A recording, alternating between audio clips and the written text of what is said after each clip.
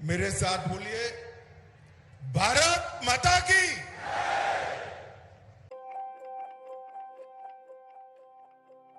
क्यों भाई, बेंगलुरु वालों की आवाज को क्या हो गया? बहुत समय के बाद बेंगलुरु के इतने सारे कार्यकर्ताओं को मिल रहा हूं भाई। आवाज ऐसी नहीं चलेगी। मेरे साथ दोनों हाथ उठाइए। बेंगलोर की 27 में से 20 से ज्यादा सीट जीतने के संकल्प की मुट्ठी भींचिए और प्रचंड आवाज से बोलिए, भारत माता की, भारत माता की, भारत माता की। मंच पर उपस्थित भारतीय जनता पार्टी के प्रदेश अध्यक्ष श्रीमान नलिन कुमार कटील जी, हमारे लोकप्रिय मुख्यमंत्री श्री बसवराज बोम्मई जी, मेरे मित्र और मोदी जी की मंत्री परिषद के सदस्य श्री प्रहलाद जोशी जी, राष्ट्रीय महासचिव श्रीमान अरुण सिंह जी, राष्ट्रीय महासचिव और कर्नाटक के ही नेता श्री सीटी रवि जी, भारतीय जनता पार्टी की राष्ट्रीय उपाध्यक्ष और कर्नाटक की सहप्रभारी बहन डी के अरुणा जी, हमारे पूर्व मुख्यमंत्री और सांसद श्रीमान सदानंद गौड़ा जी, मंच पर उपस्थित सांसदगण, राज्य सरकार के मंत्रीगण, विधायक, प्रदेश के पदाधिकारी, शहर के पदाधिकारी और आज के कार्यक्रम में इतनी विशाल संख्या में आए हुए बेंगलुरु के हर बूथ से आए हुए बूथ अध्यक्ष और बीएलओ को मेरी पार्टी के मालिक, भारतीय जनता पार्टी के मालिक बूथ अध्यक्षों को मेरा प्रणाम। मित्रों, आज मैं बेंगलुरु की भूमि पर हूं। सबसे पहले नाद प्रभु केम्पे गौड़ा जी को प्रणाम कर मेरी बात की शुरुआत करना चाहता हूं। मैं जब यहां आया हूं तब जगत ज्योति बसवन्ना, आदि शंकराचार्य, माधवाचार्य, रामानुज के एक कर्म भूमि समग्र कर्नाटक की जनता को भी प्रणाम करना चाहता हूं। मित्रों, अभी मोदी जी ने महान शासक केम्पे गौड़ा जी की याद में अंतर्राष्ट्रीय हवाई अड्डे के टर्मिनल 2 का उद्घाटन किया और 108 फुट ऊंची उनकी मूर्ति प्रतिमा का अनावरण करने का भी काम किया। आज जब हम सब कार्यकर्ता बेंगलुरु में 20 से ज्यादा सीट जीतकर पूर्ण बहुमत की भारतीय जनता पार्टी की सरकार बनाने का संकल्प लेकर यहां पर एकत्रित आए हैं, तब केम्पे गौड़ा की ये मूर्ति हमारी सरकार के लिए प्रेरणा का स्थान रहेगी, हमारी मार्ग प्रशस्त करने वाली रहेगी। मित्रों, 2018 के चुनाव में बेंगलोर की जनता ने, कर्नाटक की जनता ने भारतीय जनता पार्टी को सबसे बड़ी पार्टी बनाया, परंतु थोड़ी सी चूक रह गई। और जैसा हमेशा होता है कि जेडीएस और कांग्रेस चुनाव के वक्त तो आमने सामने होते हैं, मगर जब भाजपा के सामने आते हैं तब इलू इलू कर कर एक दूसरे की गोद में बैठ जाते हैं और उनकी सरकार बनी। मगर सरकार अपने ही करप्शन के बोझ से गिर गई और फिर से भारतीय जनता पार्टी की येदियुरप्पा जी की सरकार बनी और येदियुरप्पा जी के जाने के बाद आज बसवराज जी इसको आगे बढ़ा रहे। भाइयों बहनों,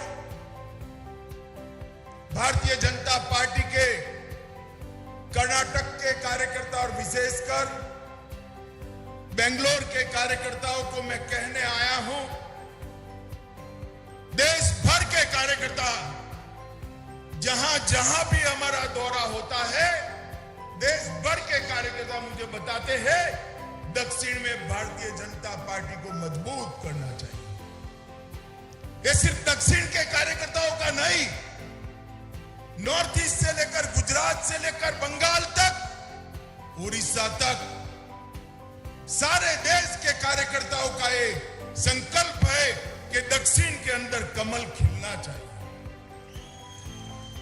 और मैं आज आपको बताता हूं कर्नाटक और बेंगलुरु के कार्यकर्ताओं को कि दक्षिण में भारतीय जनता पार्टी की एंट्री का गेट द्वार हमारा कर्नाटक है, यहीं से एंट्री हो सकती। ये कर्नाटक के गांव गांव तक भारतीय जनता पार्टी का संगठन पहुंचा है। मैं आज कह सकता हूं जेडीएस और कांग्रेस की इतनी बड़ी रैली भी नहीं हो सकती, हमारे कार्यकर्ताओं का समागम इतना बड़ा दिखाई पड़ता है। कल मैं दक्षिण कर्नाटक में गया, मांड्या गया। मैं तो प्रदेश अध्यक्ष जी को बधाई देना चाहता हूं। मैं कई बार दक्षिण कर्नाटक, मैसूर, मांड्या गया हूं। मैंने मेरे जीवन में ऐसी रैली नहीं देखी, इतनी बड़ी रैली दक्षिण कर्नाटक में। और मित्रों, हम एक मजबूत बैकग्राउंड के साथ चुनाव के मैदान में उतर रहे हैं।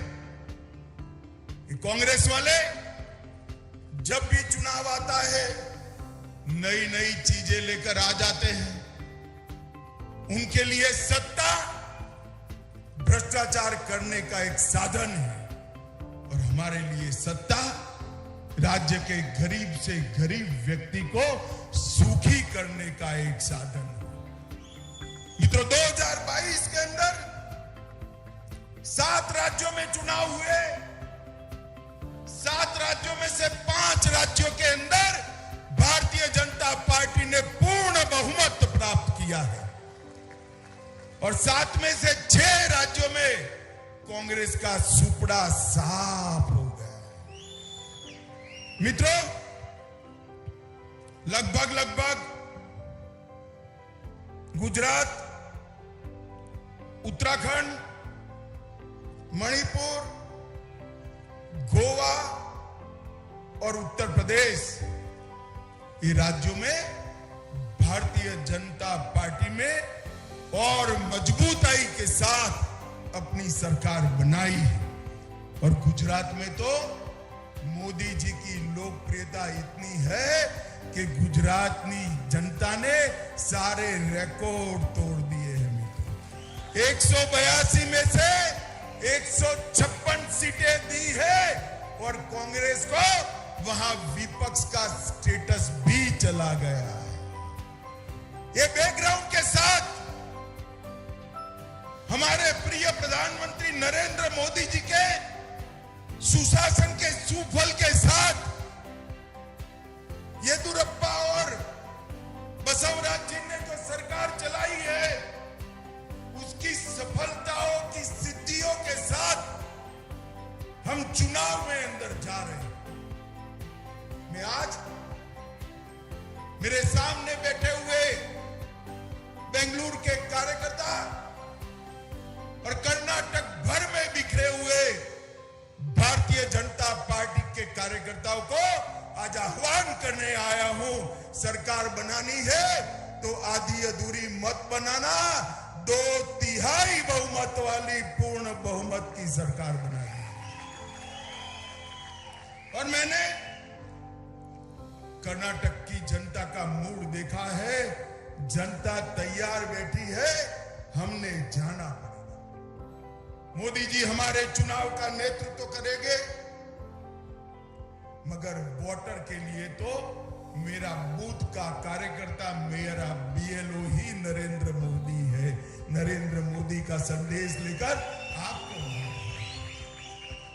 और मैं गारंटी देता हूं आपको मित्रों, संपर्क के लिए बाहर निकल पड़िए। हमारी केंद्र सरकार और राज्य सरकार 8 साल 9 साल तक चली। नरेंद्र मोदी सरकार ने कोई ऐसा काम नहीं किया है जिससे आपको शर्म से जो सिर झुकाना पड़े। सीना तान कर जाइए, जनता आपके स्वागत के लिए तैयार बैठी है। मित्रों, गरीब कल्याण के बारे में इंदिरा जी ने सूत्र दिया था, गरीबी हटाओ। वो सूत्र तो दिया, मगर कांग्रेस ने गरीबी हटाने की जगह गरीबों को हटाने का काम किया। भारतीय जनता पार्टी ने इस देश के 80 करोड़ गरीबों के घर में बैंक अकाउंट भेजा है। करोड़ों गरीबों के घर में शौचालय बनाकर गरीब माताओं और बहनों को सम्मान के साथ जीने का अधिकार दिया है। आजादी के 70 साल के बाद 4 करोड़ से ज्यादा गरीब के घर में बिजली का लट्टू पहुंचाने का काम, उसका अंधेरा समाप्त करने का काम ये भारतीय जनता पार्टी की नरेंद्र मोदी सरकार ने किया। 13 करोड़ से ज्यादा माताओं को चूल्हे के धुएं से मुक्त कर गैस का सिलेंडर देने का काम ये भारतीय जनता पार्टी की सरकार ने किया। 60 करोड़ से ज्यादा गरीबों के घर में 5 लाख तक का सारा स्वास्थ्य का खर्चा अब नरेंद्र मोदी सरकार उठा रही है। और भाइयों बहनों, चीन में कोरोना फिर से पसर रहा है। मैं आप सभी कार्यकर्ताओं को पूछना चाहता हूं, कोरोना के दोनों डोज लिए या नहीं लिए? भाई हाथ ऊपर करो, किस किसने लिए हैं? सबने लिए ना? एक पैसा भी देना पड़ा है।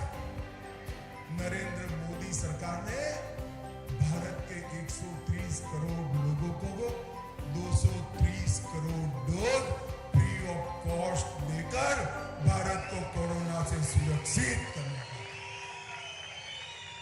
इसके साथ साथ कोरोना के कारण जिनकी रोजगारी गई, ये 60 करोड़ गरीबों को 2.25 साल तक प्रति व्यक्ति प्रति माह 5 किलो अनाज मुफ्त में देने का काम ये भारतीय जनता पार्टी की नरेंद्र मोदी सरकार करे। अरे देवगौड़ा जी, सिद्धरामैया और कांग्रेस के अध्यक्ष गरीबों की बात कर रहे हैं। भाई, आप तो प्रधानमंत्री भी रहे, मुख्यमंत्री भी रहे, और कांग्रेस ने 4 पीढ़ी तक शासन किया। हिसाब लेकर आ जाओ। बेंगलोर के चौराहे पर मेरा युवा मोर्चा का कार्यकर्ता आकर आपको हिसाब दे देगा। एक और आपका 65 साल का शासन और एक और मोदी जी के 8 साल का शासन, हमारा पलड़ा भारी है। और मित्रों, आज मैं ये कहने आया हूं कार्यकर्ताओं को, अगले 6 महीने भारतीय जनता पार्टी के कार्यकर्ताओं ने सारे काम काज छोड़कर, अर्जुन को जैसे चिड़िया की आंख दिखाई देती थी, इस तरह हमें हमारा बूथ दिखाई देना पड़ेगा। और मैं आपको कहता हूं, आप आपके बूथ को मजबूत करिए, हर मतदाता का संपर्क करिए, बूथ को मजबूत आप करिए, देश को मजबूत करने का काम नरेंद्र मोदी जी करेंगे। आपका बूथ मजबूत होगा, मोदी जी के हाथ मजबूत होंगे। आपका बूथ मजबूत होगा,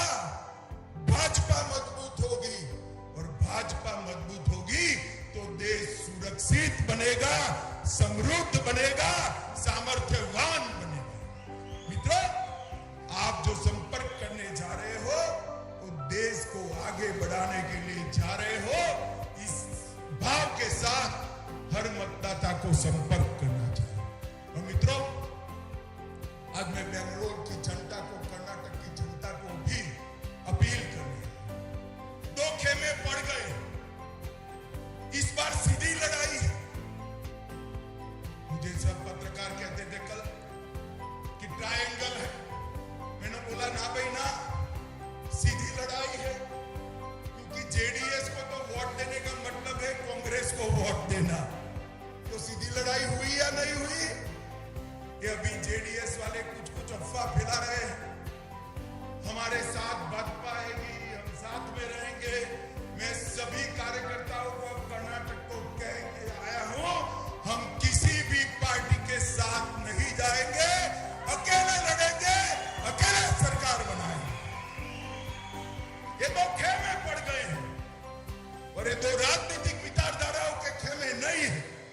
एक और राष्ट्र भक्तों की संगठित टोली भारतीय जनता पार्टी है, तो दूसरी ओर कांग्रेस के नेतृत्व में टुकड़े टुकड़े गैंग वाले इकट्ठा हुए हैं। टुकड़े टुकड़े कर्नाटक की जनता को तय करना है, देशभक्तों के साथ रहना है या देश के टुकड़े टुकड़े करने वालों के समर्थन करने वालों के साथ।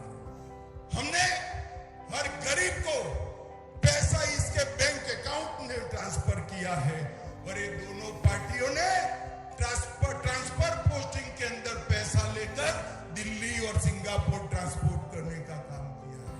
मित्रों, एक और तो पीएफआई जैसे कट्टरवादी संगठन को बैन करने वाले नरेंद्र मोदी जी है और दूसरी ओर 1700 पीएफआई के कार्यकर्ता ऊपर से केस वापिस लेने वाले सिद्धरामैया और कुमारस्वामी। कर्नाटक की जनता ने तय करना है, कर्नाटक की सुरक्षा सुनिश्चित करनी है या नहीं करनी है। हजारों प्रवीणों को बचाने का काम हमने करना है या नहीं करना है, वो कर्नाटक की जनता ने काम तय करना है। मित्रों, एक और अयोध्या के अंदर राम मंदिर बनाने वाली पार्टी और उसके नेता नरेंद्र मोदी है, जो अयोध्या के साथ साथ काशी विश्वनाथ, सोमनाथ, केदारनाथ और बद्रीनाथ का भी पुनरुद्धार करते हैं और दूसरी ओर टीपू सुल्तान को हीरो बनाकर चलने वाले लोग हैं। इसके बीच में कर्नाटक की जनता को पसंद करना है। एक और डबल इंजन और डबल स्पीड से चलने वाली सरकार है और एक और सरकार को दिल्ली का एटीएम बनाने वाले कांग्रेस और जेडीएस की दावा है। तो इसके बीच में कर्नाटक की जनता को तय करना है कि किसके साथ।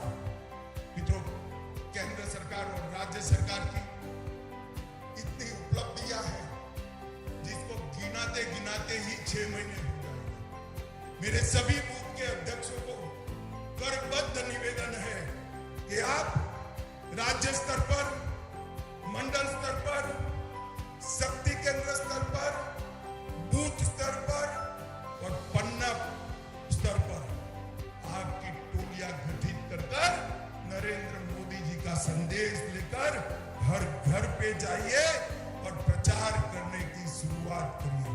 मित्रों, मैं फिर से एक बार कहना चाहता हूं, जेडीएस और कांग्रेस एक ही सिक्के की दो पहलू हैं। हमेशा आपने जेडीएस को वोट दिया और कुमारस्वामी जी कांग्रेस की गोदी में बैठ गए। मैं आज कहने आया हूं कि एक बार भारतीय जनता पार्टी को पूर्ण बहुमत की सरकार दीजिए।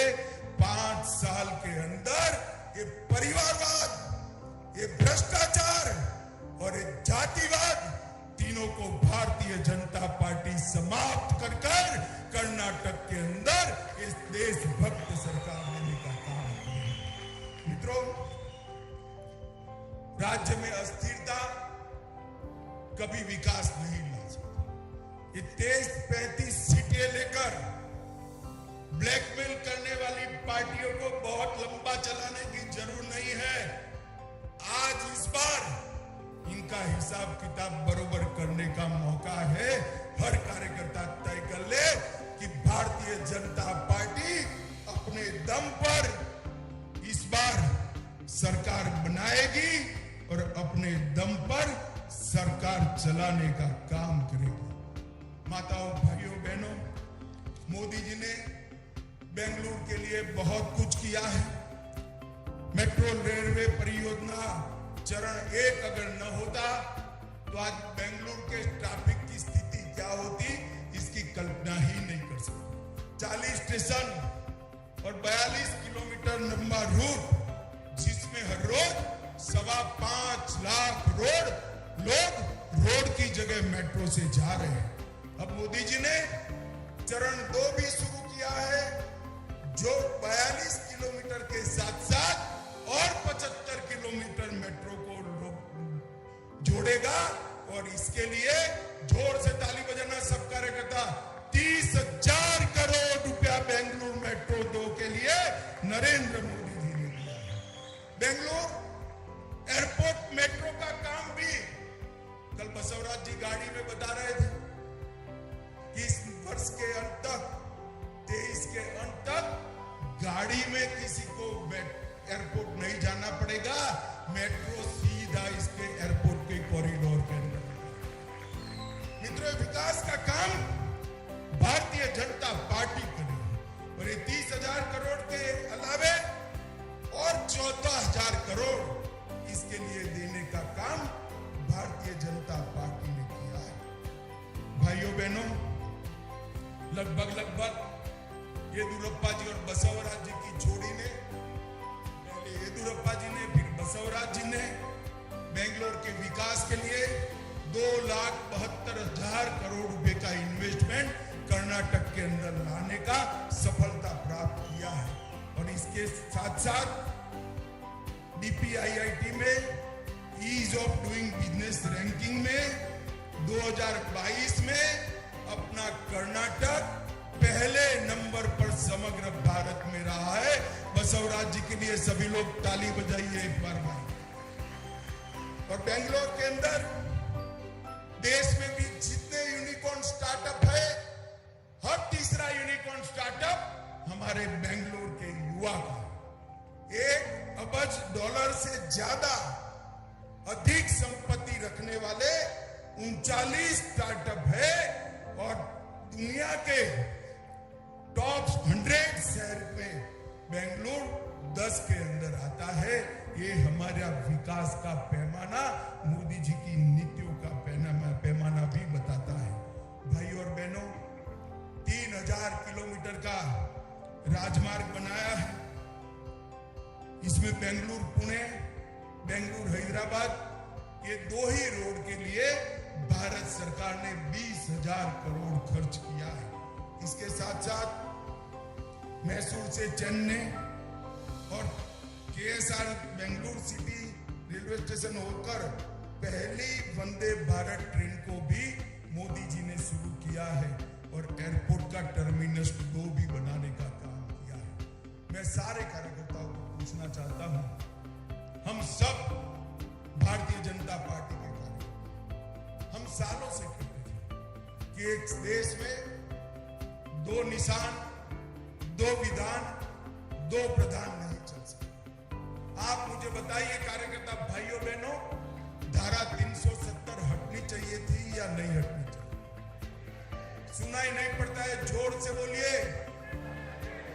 एक कांग्रेस ने विरोध किया था, उनके कान तक पहुंचे से बोलिए हटनी चाहिए या नहीं हटनी चाहिए? जो धारा 370 70 साल से कश्मीर को भारत से अलग रखती थी, वो धारा 370 को मोदी जी ने 2019 में 5 अगस्त को कलम के एक ही झटके से समाप्त कर दिया। और कार्यकर्ता भाइयों बहनों, जब मैं बिल लेकर संसद में गया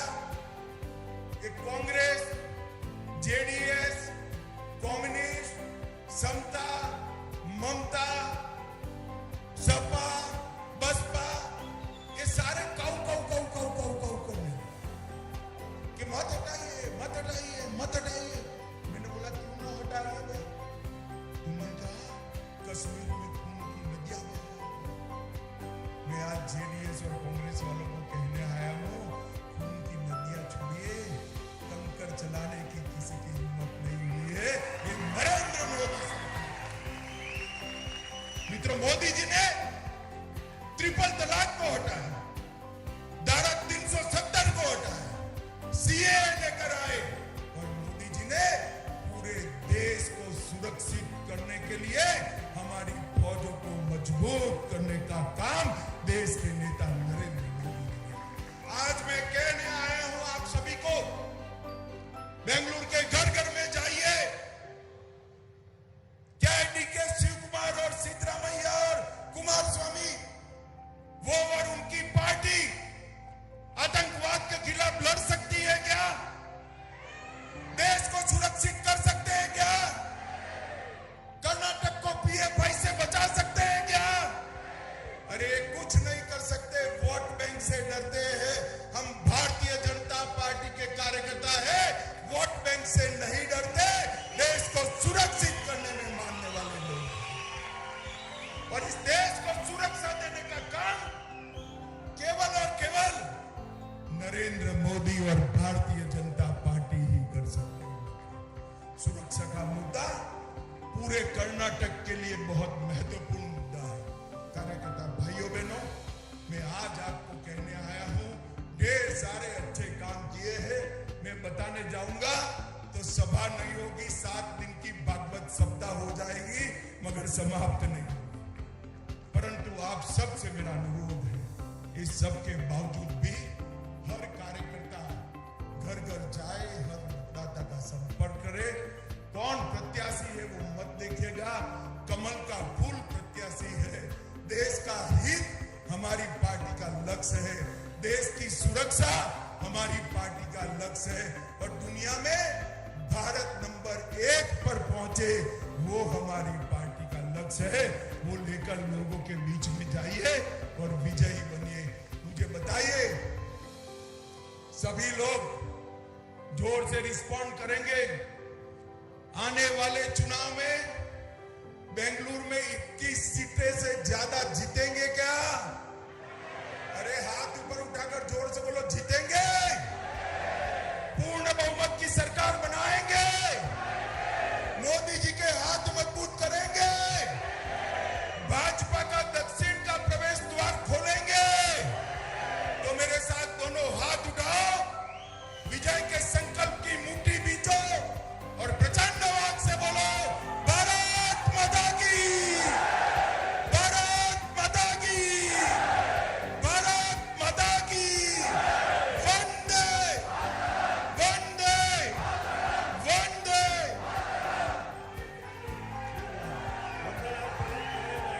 ಉತ್ತರ ಜಿಲ್ಲೆಯ ಅಧ್ಯಕ್ಷರಾದಂಥ ನಾರಾಯಣ ಅವರಿಂದ